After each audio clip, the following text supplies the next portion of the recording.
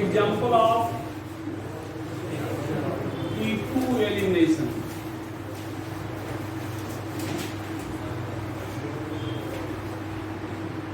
Example of E2 elimination.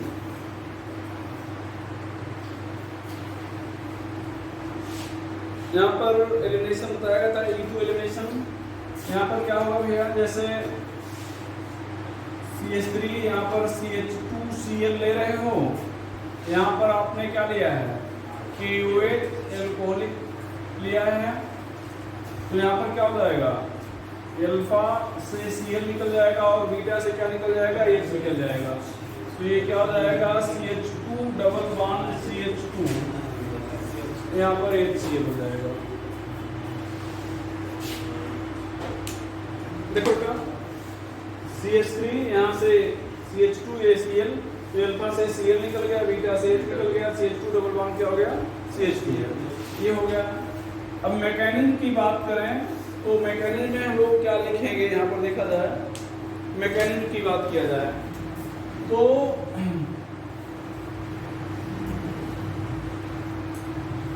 यहाँ पर देखेंगे सब लोग, यहाँ पर CH3 CH2Cl है, यहाँ पर KOH एल्कोहलिक आपने लिख रखा है, यहाँ पर ध्यान दो OH माइनस हो जाएगा, ये CH2 यहाँ पर ये H है, यहाँ पर क्या है Cl है भैया, यहाँ पर क्या है Cl है। तो ये ध्यान दो, इसको हम लोग डॉटेड लाइन से दिखा रहे हैं, यहाँ पर डॉटेड लाइन से दिखा रहे हैं, यहाँ पर एक डॉटेड लाइन और दिखा रहे हैं। यहाँ पर OH माइनस अपना इलेक्ट्रॉन इस H को देगा, तो जब OH माइनस अपना इलेक्ट्रॉन इस H को देगा तो यहाँ पर भैया H को इलेक्ट्रॉन मिलेगा, तो यहाँ पर ये जो H इलेक्ट्रॉन शेयर किया था, इस शेयर इलेक्ट्रॉन की रिक्वायरमेंट इसको क्या हो जाएगी, कम हो जाएगी। तो जब कम हो जाएगी तो इसका इलेक्ट्रॉन धीरे धीरे इधर आने लगेगा, और जैसे जैसे मतलब इलेक्ट्रॉन इधर आने लगा मतलब यहाँ पर बॉन्ड बनने लगा, और जैसे जैसे यहाँ पर बॉन्ड बनने लगेगा वैसे वैसे उधर क्या देखो क्या होगा, आम कर दो। तो यहाँ पर ध्यान रखा, यहाँ पर ये बॉन्ड बनने लगेगा, और जैसे जैसे बॉन्ड बनने लगेगा वैसे वैसे बॉन्ड क्या होगा, टूटने लगेगा। तो यहाँ पर हम लिख दे रहे हैं ब्रेकिंग, ये लिख दे रहे हैं फॉर्मेशन, ये लिख दे रहे हैं ब्रेकिंग। तो यहाँ पर ध्यान दो, फाइनली क्या हो जाएगा, ये मतलब यहाँ पर हो गया CH2 डबल बॉन्ड CH2, यहाँ पर H2O और यहाँ पर Cl माइनस निकल गया। तो ये है नेट एलिमिनेशन रिएक्शन। तो यहाँ पर इसको कहेंगे ट्रांजिशन स्टेट। क्या कहेंगे बेटा, ट्रांजिशन स्टेट। ट्रांजिशन स्टेट में कितने एटम हैं, 5 एटम। ट्रांजिशन स्टेट में 5 एटम।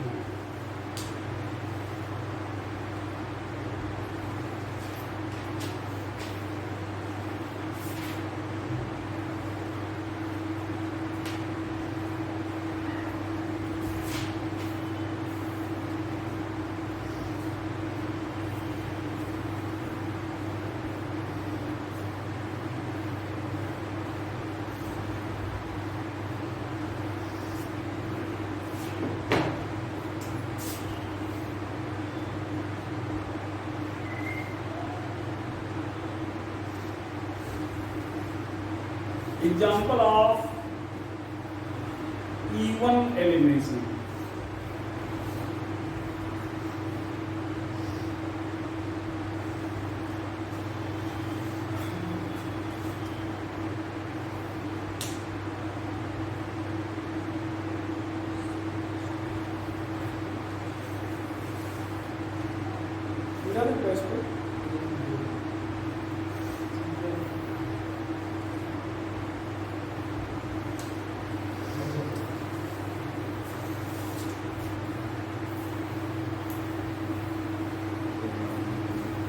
यहाँ पर ध्यान दीजिएगा, एग्जाम्पल ऑफ E1 एलिमिनेशन। यहाँ पर हम लोग टर्शियरी अल्कोहल ले रहे हैं, ये यहाँ पर कंसंट्रेट H2SO4 ले रहे हैं, कंसंट्रेट H2SO4 ध्यान रखिएगा डिहाइड्रेटिंग एजेंट है। कंसंट्रेट H2SO4 क्या है? डिहाइड्रेटिंग एजेंट है। जहां पर भी दिखेगा वाटर निकालेगा, जहां पर भी दिखेगा वाटर निकालेगा।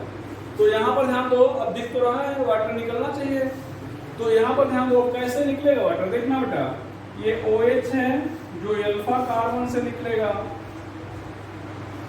अल्फा कार्बन मतलब जिस पर फंक्शनल ग्रुप है, और ये है बीटा कार्बन, तो बीटा कार्बन से क्या निकल जाएगा H, तो यहाँ पर क्या हो जाएगा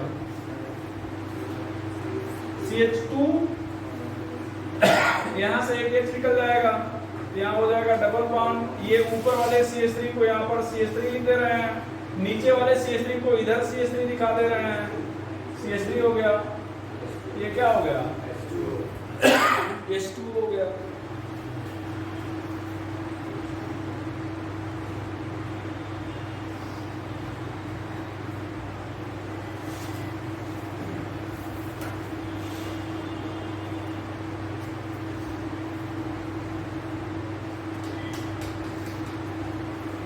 आगे चलें।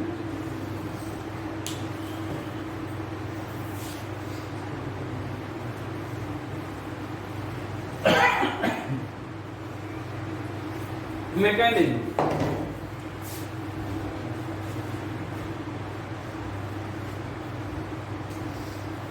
Mechanism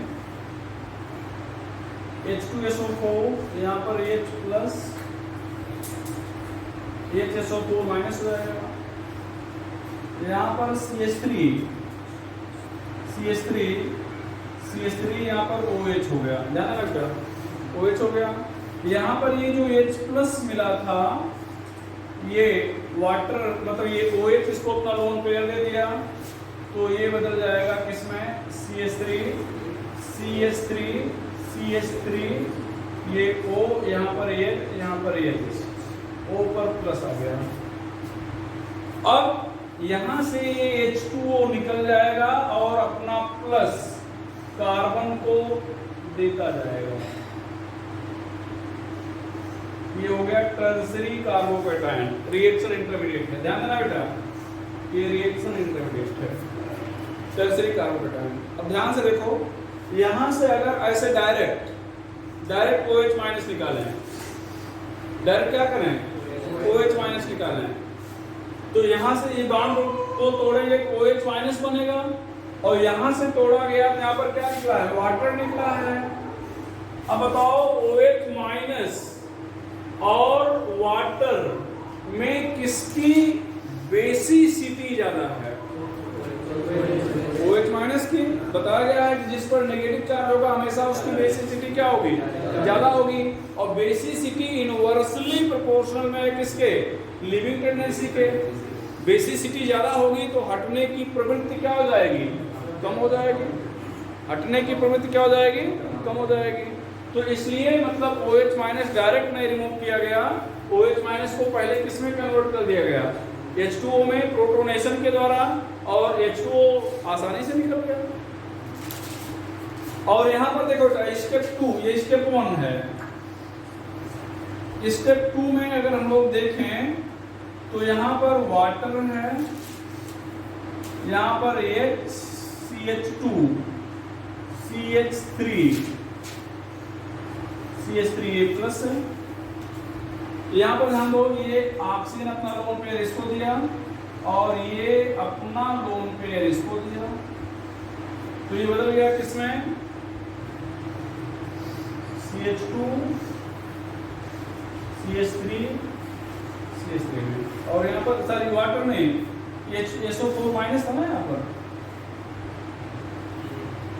HSO4 minus.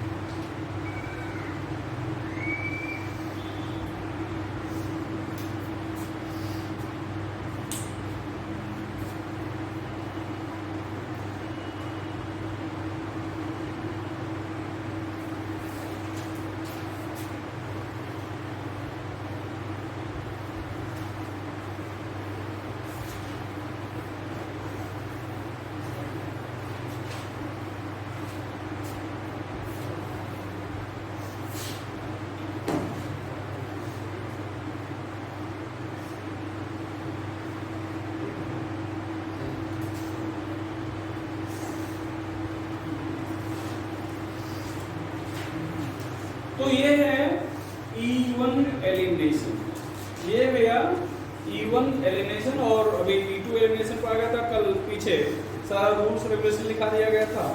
आगे बढ़ाते हैं।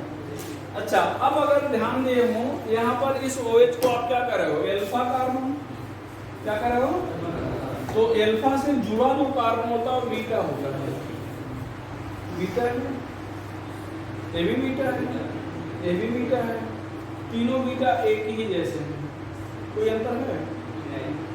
तीनों बीटा में कोई अंतर नहीं है। तो यहाँ तो कोई अंतर नहीं, तो चाहे आप ये यहाँ से निकाल दो, ये अच्छा नहीं लग रहा तो ये यहाँ से निकाल दो, ये भी अच्छा नहीं लग रहा तो ये यहाँ से निकाल दो, जहाँ जिससे इच्छा होगा। लेकिन अगर तीनों डिफरेंट टाइप के हैं, मतलब एक से ज्यादा बीटा कार्बन है, बात नहीं होनी चाहिए।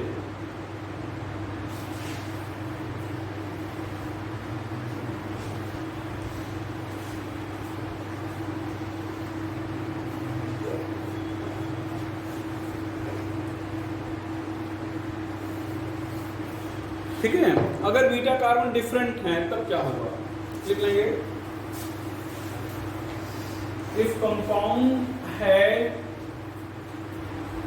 Different beta carbon, if compound है different beta carbon, then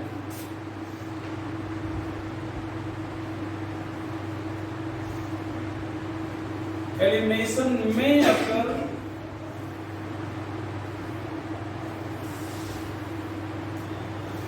according to Saytzeff rule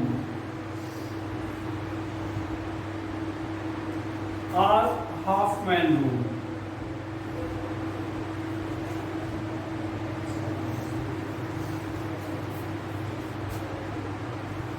अगर एक से ज्यादा भिन्न बीटा कार्बन है, एक से ज्यादा भिन्न बीटा कार्बन है, तो एलिमिनेशन सेट-जेफ रूल से हो सकता है या हाफमैन रूल से हो सकता है।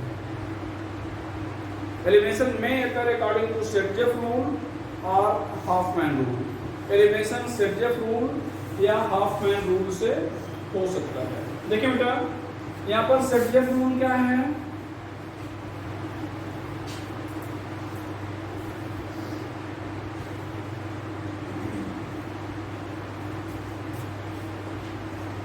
more substituted alkene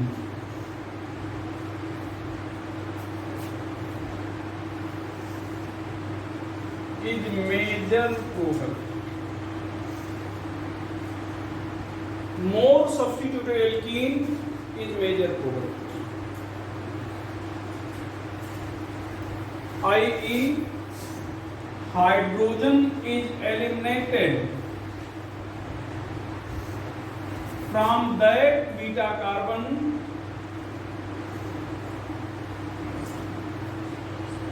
which has minimum number of hydrogen.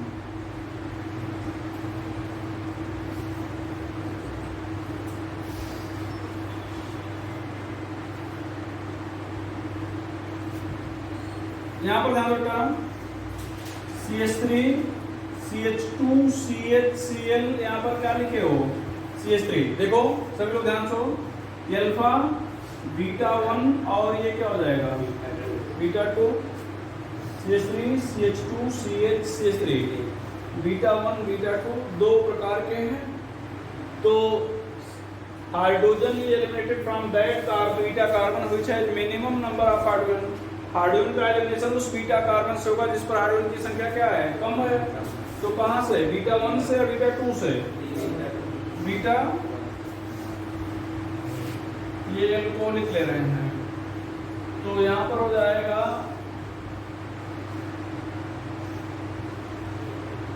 निकलेगा तो दोनों जगह से,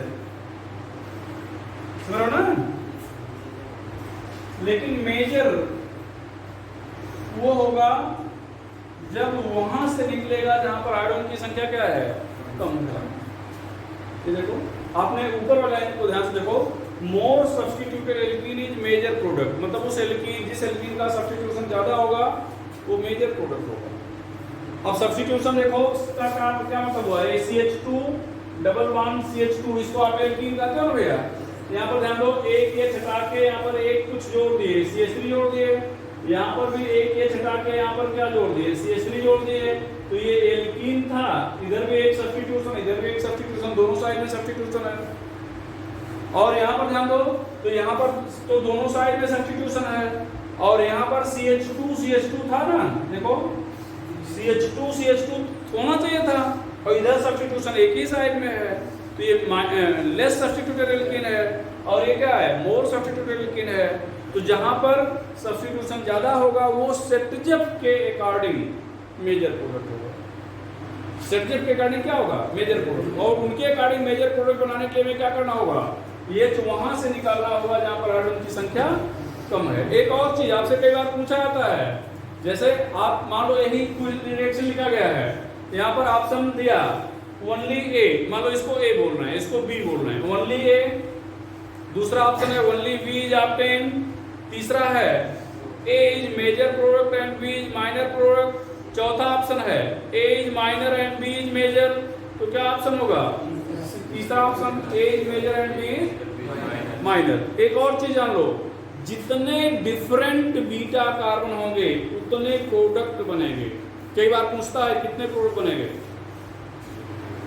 सुनो ना, तो वहां सेटजेफ और हाफमैन नहीं, जितने डिफरेंट बीटा दिख रहे हैं सबसे हाइड्रोजन निकालेंगे और सब प्रोडक्ट बनाएंगे, भले वो कम ज्यादा हो अलग बात है, ठीक है। तो इसीलिए यहाँ पर आपने इस लाइन से ये भी समझ रहे हो, more substituted alkene is major product, मतलब माइनर भी बन रहा है, ये तो हुआ ना, इसका मतलब हुआ बहुत सारे बन रहे हैं, जिसमें ज्यादा कौन बन रहा है, जहां पर सब्स्टिट्यूशन ज्यादा है। अगर सब्स्टिट्यूशन कम है तो कम अमाउंट में बनेगा, ठीक बेटा, हो गया।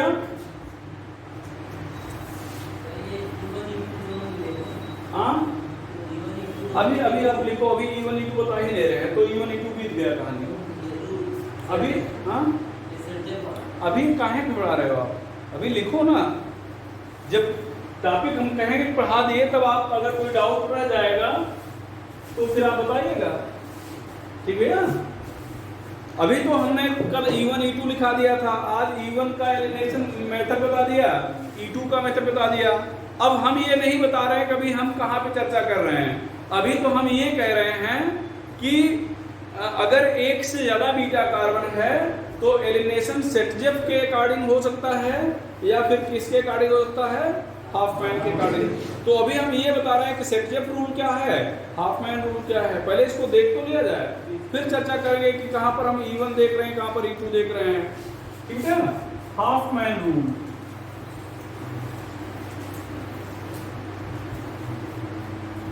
Less substituted alkene is major product,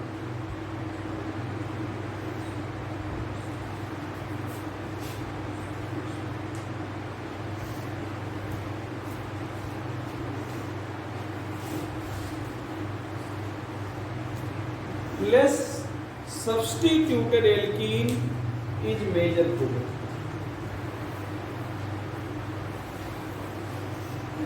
तो जो लेस सब्स्टिट्यूटेड एल्कीन होगा वो क्या होगा, मेजर प्रोडक्ट होगा।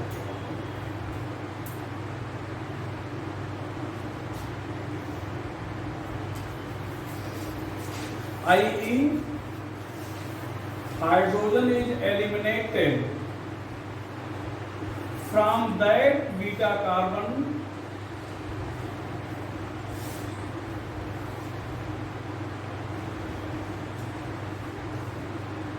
which has maximum number of hydrogen,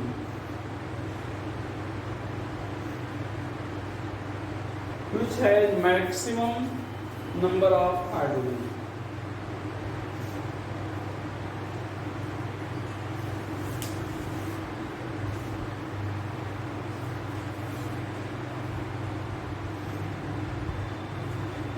which has maximum number of hydrogen. तो हाइड्रोजन का एलिमिनेशन उस बीटा कार्बन से होगा जहां पर हाइड्रोजन की संख्या क्या होगी, मैक्सिमम है। यहाँ पर ध्यान दो,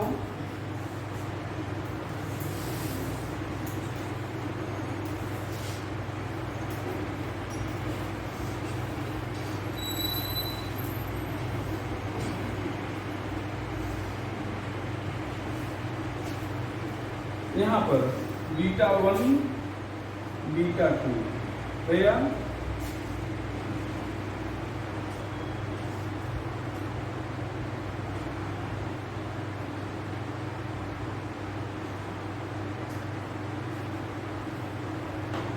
ये मेजर ये माइनस।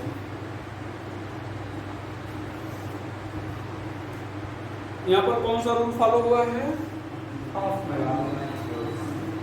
कौन सा रूल रहेगा? Half man rule. अब हम आपको ये बता रहे थे कि अगर एक से ज्यादा डिफरेंट बीटा कार्बन है तो एलिमिनेशन सेडजेफ रूल से हो सकता है या एलिमिनेशन हाफ मैन रूल से हो सकता है। और फिर आपको बता दिए एक सेडजेफ रूल क्या है और फिर आपको बता दिए एक हाफ मैन रूल क्या है। तो आपको सेडजेफ रूल बता दिया गया कि मतलब major more substituted alkene major product और हाफ मैन बता दिया गया कि less substituted alkene major product हो गया। ठीक भैया, कोई प्रॉब्लम यहाँ पर नहीं। आगे चला जाए।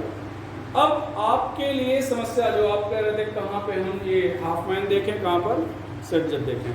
तो अगर रिएक्शन इवन है तो एलिमिनेशन सेडजेफ रूल से होगा। रिएक्शन इवन है तो क्या होगा? सेडजेफ रूल। मतलब इवन तो सेडजेफ रूल फॉलो करेगा। और इवन सीबी है, इवन सीबी है तो ये हाफ मैन रूल फॉलो करेगा। E2 है तो ये सेडजेफ भी फॉलो कर सकता है और हाफ मैन भी फॉलो कर सकता है। अगर रिएक्शन इवन है तो हमेशा सेडजेफ रूल फॉलो करेगा। इवन सीबी है तो हाफ मैन रूल फॉलो करेगा। और भैया E2 है तो सेडजेफ और हाफ मैन दोनों फॉलो करेगा। अब फिर आपके लिए एक समस्या आ रही है कि अब हम कैसे जाने कि मान लो अगर रिएक्शन E2 है तब फिर कैसे हम जाने कि ये सेडजेफ फॉलो करेगा या हाफ मैन फॉलो करेगा। तो इस प्रॉब्लम को भी सॉल्व कर लिया जाए। हम आपको बता दें कि आपके लिए केवल 4 रिएक्शन हैं जहां पर हाफ मैन रूल फॉलो होगा, जो हम लोग पढ़ते हैं। केवल 4 रिएक्शन में हम लोग हाफ मैन रूल फॉलो करेंगे, बाकी किसी भी रिएक्शन में हाफ मैन रूल फॉलो नहीं करेंगे। तो लिखिएगा there are only 4 reaction which obey Hofmann rule. निम्न 4 क्रियाओं में हाफ मैन रूल फॉलो होगा। निम्न 4 क्रियाओं में हाफ मैन रूल फॉलो होगा। There are only 4 reactions where half man rule is obeyed. There are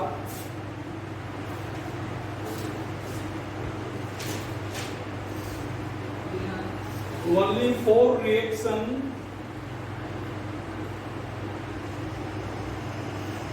where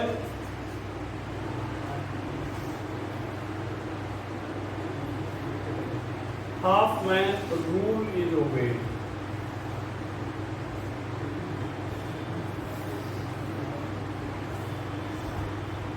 half man rule is obeyed. क्या है? 4 रिएक्शन जहां पर हाफ मैन रूल ओबे होगा।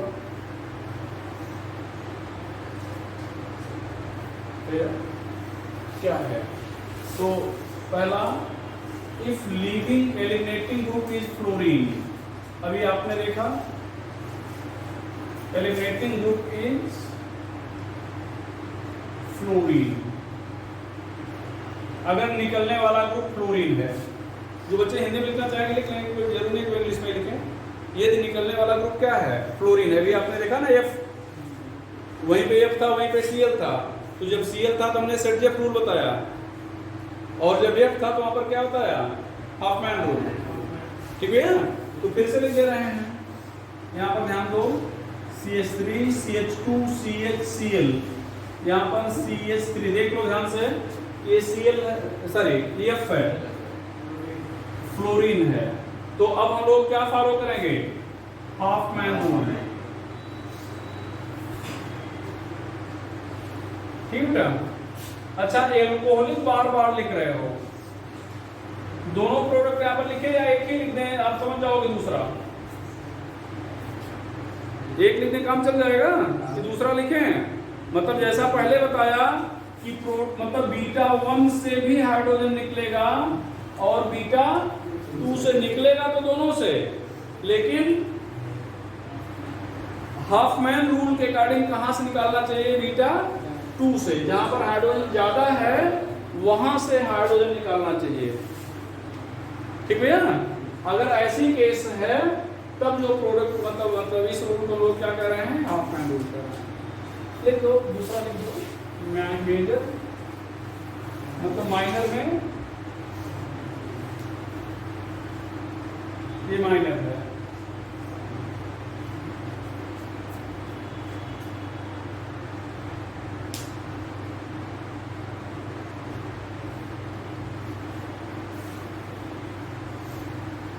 आगे चले बेटा, चलो भैया। अब दूसरी कंडीशन कहां हम लोग हाफमैन रूल फॉलो करेंगे? ये आपने एल्कोहलिक केवेज लिखा है और एल्कोहल का नाम ना बताया जाए तो आप एथिल एल्कोहल जो सबसे पॉपुलर एल्कोहल है उसको मानते हैं। चलो ना, तो अगर एल्कोहल का नाम ना बताया जाए तो क्या मानेंगे? Ethyl alcohol. यहाँ पर कौन एल्कोहल लिया गया है? Ethyl alcohol. दूसरी कंडीशन कि अगर जो रिएजेंट है वो बल्कियर है, बड़े साइज का है। ध्यान देना, समझिएगा। जैसे यहां से F तो निकल ही रहा है, H यहां से निकल सकता है। देखो आप ऐसे समझिए, रटने का प्रयास नहीं, समझिए। यहां पर ये H है, यहां पर Cl है और यहां पर CH2H है। अब रिएजेंट को पहुंचना है, भारी भरकम रिएजेंट है, यहां पे आसानी से पहुंचेगा या यहां पर आसानी से पहुंचेगा? ये पहले केस में या दूसरे केस में? कहां पहुंचेगा? यहां आसानी से पहुंच सकता है ना। तो अगर भारी भरकम रिएजेंट है, बल्कियर है, तो फिर यहां पर उसका पहुंचना आसान नहीं है, हिंड्रेंस होगा, अवरोध होगा, वो इधर आसानी से पहुंच पाएगा। तो भारी भरकम किसको मान रहे हो? टर्शियरी ब्यूटाक्साइड को मान रहे हो, टर्शियरी एमीन को मान रहे हो, ये बल्कियर रिएजेंट है। ठीक है, तो लिख लेंगे सेकंड में, if reagent is bulkier, if reagent is bulkier,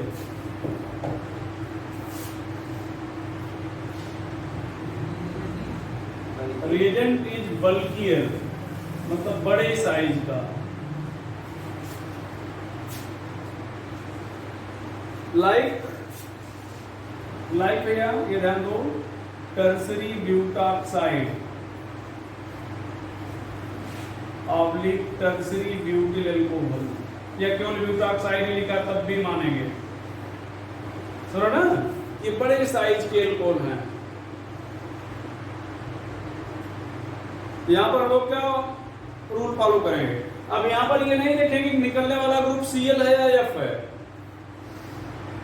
यहां पर हम लोग ये नहीं देखेंगे कि निकलने वाला Cl है या F है।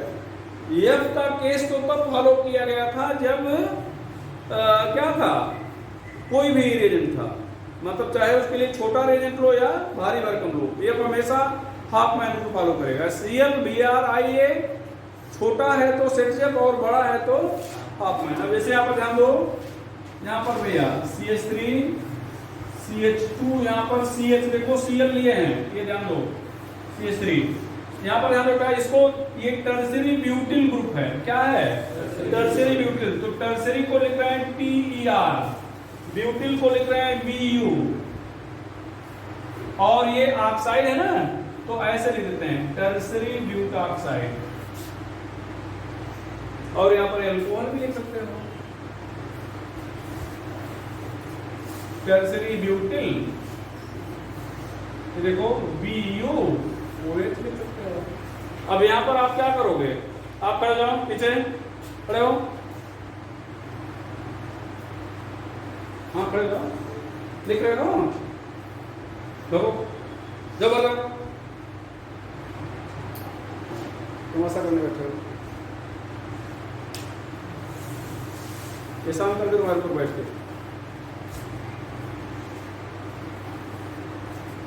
ठीक है। तो यहाँ पर क्या हो जाएगा, ठीक है। तो ये अगर निकलने वाला ग्रुप भारी, मतलब ये रीजन काफी भारी भरकम है, तो क्या होगा, यहाँ पर भी हाफ मैन रूल हम लोग फॉलो करेंगे।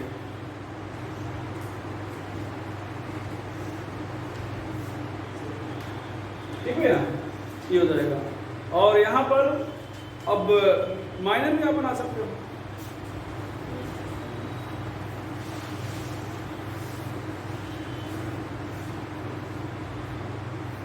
तो दो रिएक्शन हो गया जहां पर लोग क्या फॉलो कर रहे हैं, हाफ मैन रूल फॉलो कर रहे हैं। तीसरा क्या हुआ भैया,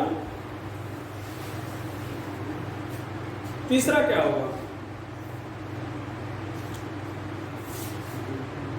if beta carbon gamma carbon is 4 degree, gamma carbon is 4 degree carbon, अगर गामा कार्बन 4 डिग्री है, ध्यान देना।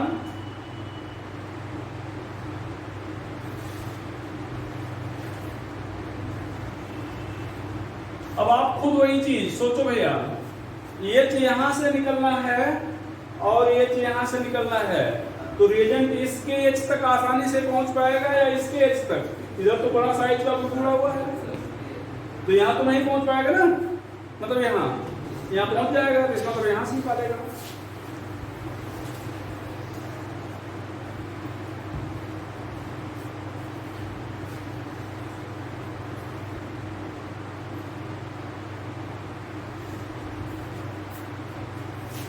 तो गामा कार्बन अगर 4 डिग्री होगा तो भी हम लोग क्या फॉलो करेंगे बेटा, बोलो भैया, हाफ मैन रूल फॉलो करेंगे। और लास्ट में फोर्थ रिएक्शन है, ध्यान देना, pyrolytic elimination of tertiary amine oxide और एस्टर। तो एस्टर तो हम लोग नहीं पढ़ते, लेकिन टर्सरी एमीन ऑक्साइड का पायरोलिटिक एलिमिनेशन पढ़ते हैं। यही 4 रिएक्शन हैं जहां पे हम लोग क्या फॉलो करेंगे, हाफ मैन रूल, बाकी जो भी दिखेगा सिर्फ जेफ रूल। तो ध्यान देना बेटा, पायरो का मतलब क्या होगा, तापीय विलोपन कर लो, सीधे तापीय विलोपन, जहां पर हाई टेम्परेचर हो। तो पायरो का मतलब होता है हाई टेम्परेचर, और लिटिक का मतलब तोड़ना, तो हाई टेम्परेचर के द्वारा तोड़ना। ये ध्यान दो,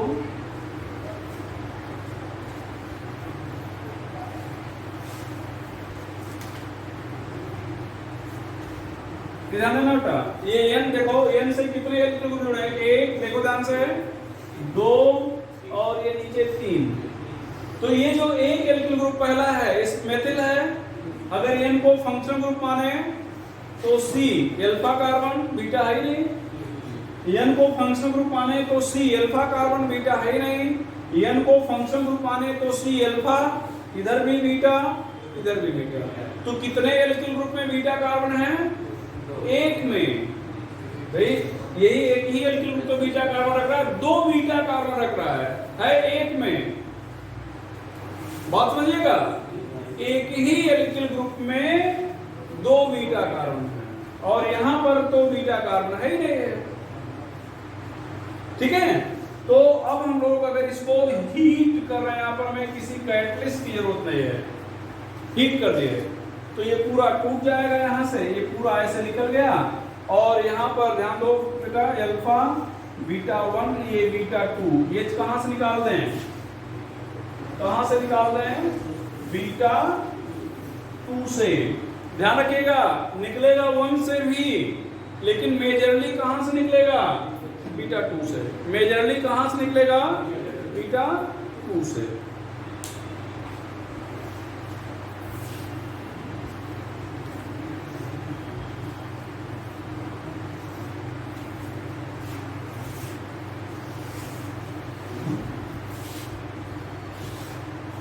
ठीक है भैया, तो ये बीटा 2 से मेजरली निकलेगा, कोई प्रॉब्लम अभी चल रहा है।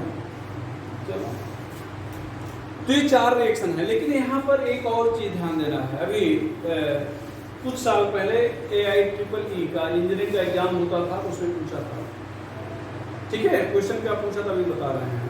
पहले इसलिए हमने कहा कि कितने एल्किल ग्रुप में बीटा कार्बन है, तो कितने में है, 1 में 2 बीटा कार्बन है। अगर 2 एल्किल ग्रुप में बीटा कार्बन हो जाए, 1 में 2 नहीं, 2 में बीटा कार्बन हो जाए, मतलब इसमें तो बीटा आई है, इसमें भी बीटा होता, तब क्या होता, तब H कहां से निकलता, ठीक है। तो नोट करके लिख लीजिएगा, if 2 alkyl group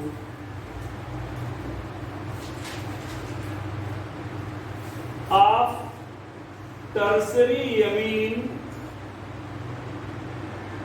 oxide has beta carbon,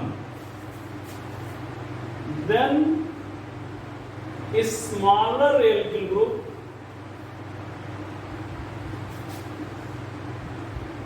convert into alkene.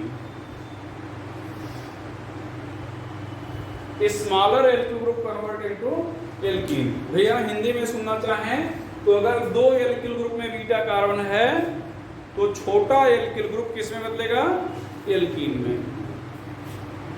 हमने 2 लिखा है, 2 से ज्यादा में भी हो सकता है, समझ रहे हो ना।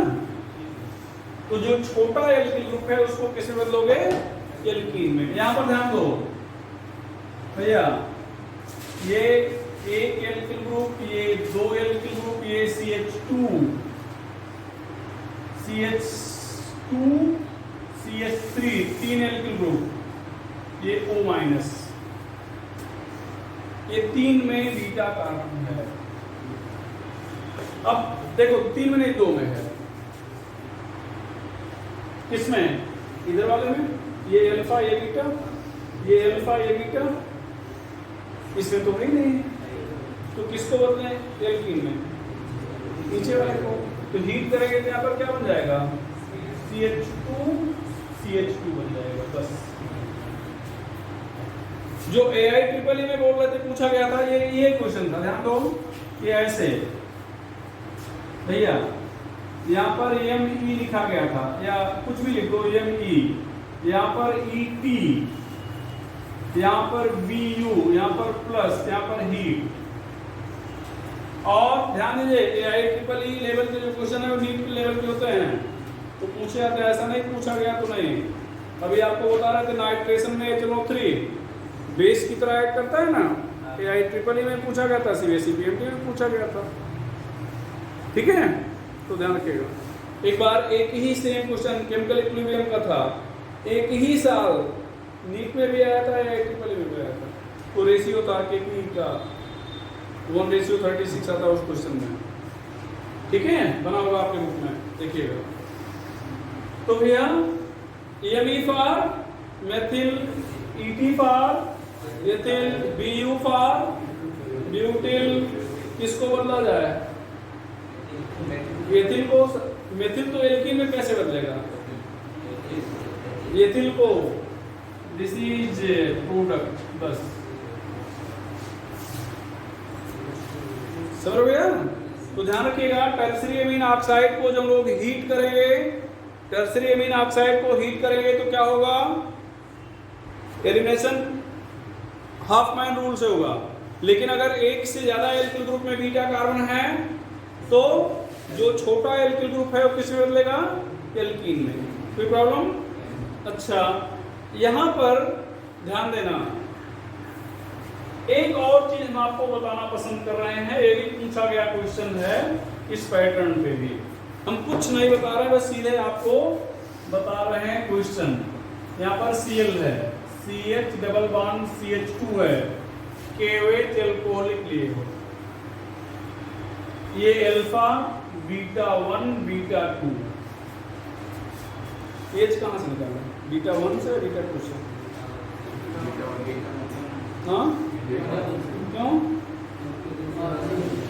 क्यों भैया, क्योंकि सर इधर एल्किल ग्रुप में मतलब है ये और उधर जाने पे दिक्कत होगा। अब बताओ कहाँ से निकालें? इधर से वही ग्रुप तो अभी भी है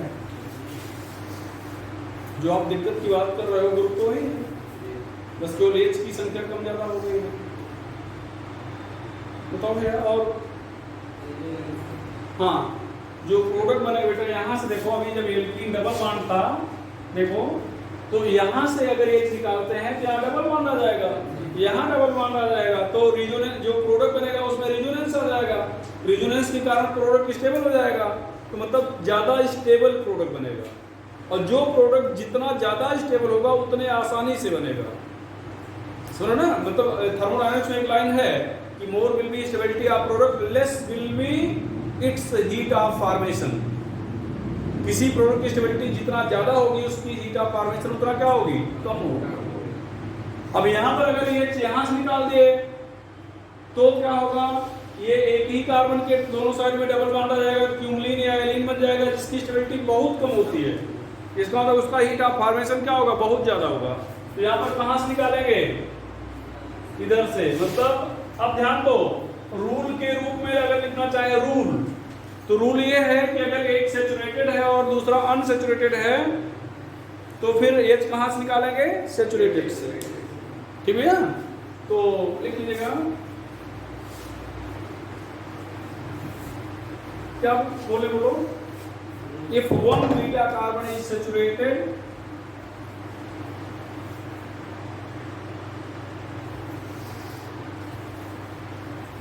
and other is unsaturated, one beta carbon is saturated and other is unsaturated, then बोलो, hydrogen is eliminated from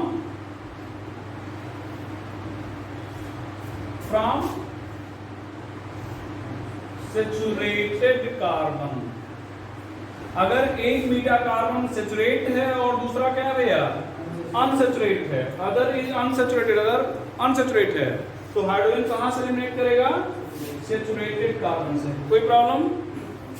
ये भी क्वेश्चन। अच्छा, एक और लाइन लिखा दे रहे हैं, नोट करके, एक पॉइंट, दूसरा point, more stable product for more easily,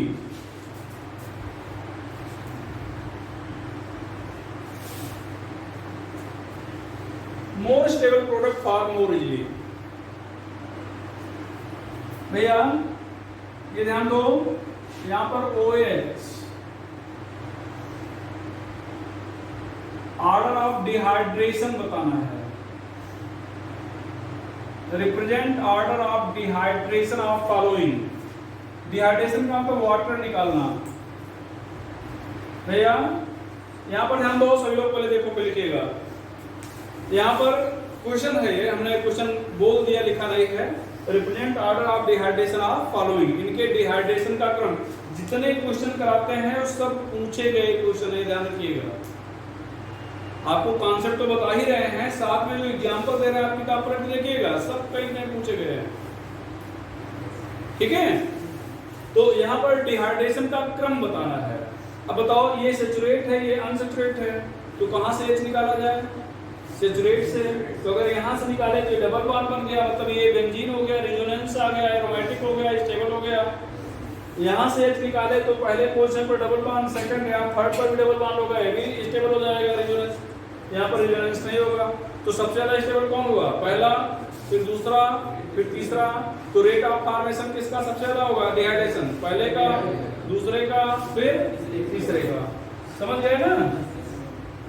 चाहे तो आप प्रोडक्ट बना के देख लो, यहाँ पर क्या बनाने जा रहे हो, ये एरोमेटिक हो जाएगा ये भैया, यहाँ पर डिहाइड्रेट करोगे ये बन जाएगा, डिहाइड्रेट करोगे। अब सबसे स्टेबल प्रोडक्ट है, सबसे आसानी से बनेगा। ये चल रहा है कि नहीं चल रहा है? ठीक है, तो ये हो जाएगा ऑर्डर ऑफ डिहाइड्रेशन, आप कर दो उसको। ठीक है, तो आज की कहानी खत्म। कल हम लोग क्या पढ़ने वाले हैं, कल आपको पूरे ऑर्गेनिक कंपाउंड की एक साथ फिजिकल प्रॉपर्टी पढ़ाएंगे। सुनो ना, जो फिजिकल